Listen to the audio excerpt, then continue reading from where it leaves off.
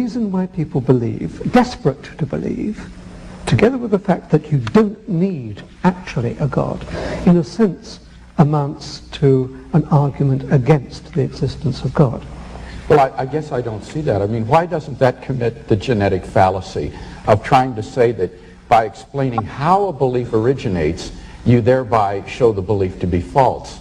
Even if it were true that belief in the existence of God were the product of fear and anxiety and so forth, which I don't for a minute admit, but even if it were, that's simply a genetic fallacy to say that because that's the way the belief originates, that therefore the belief is false. But that's only one half of the argument. I'm not saying that that alone is adequate, and I'm not saying that the fact that science can account for everything alone is also adequate. But taken together, the fact that science is omnipotent, and the fact that I can understand why people like you desperately want to believe in God, that is an argument against the existence of God. But two fallacious arguments put together don't make a sound argument, right? They are, but do you deny that science cannot account for everything? Yes, I do deny that science So what can't it account for? Well, had you brought that up in the debate, I had a number of examples that I was going to give. I think there are a good number of things that cannot be scientifically proven, but that we're all rational to accept. Let me list 5. Logical and mathematical truths cannot be proven by science. Science presupposes logic and math, so that to try to prove them by science would be arguing in a circle.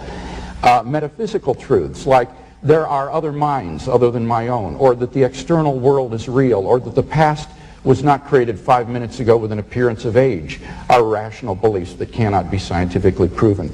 Ethical beliefs about statements of value are not accessible by the scientific method. You can't show by science whether the Nazi scientists in the camps did anything evil as opposed to the scientists in Western democracies. Aesthetic judgments, number 4, cannot be accessed by the scientific method because the beautiful, like the good, cannot be scientifically proven. And finally, most remarkably, would be science itself. Science cannot be justified by the scientific method. Science is permeated with unprovable assumptions. For example, in the special theory of relativity, the whole theory hinges on the assumption that the speed of light is constant in a one-way direction between any 2 points A and B. But that strictly cannot be proven. We simply have to assume that in order to hold to the theory. But you're missing the whole... So put that in your pipe and smoke it. Yeah, okay. So we are none of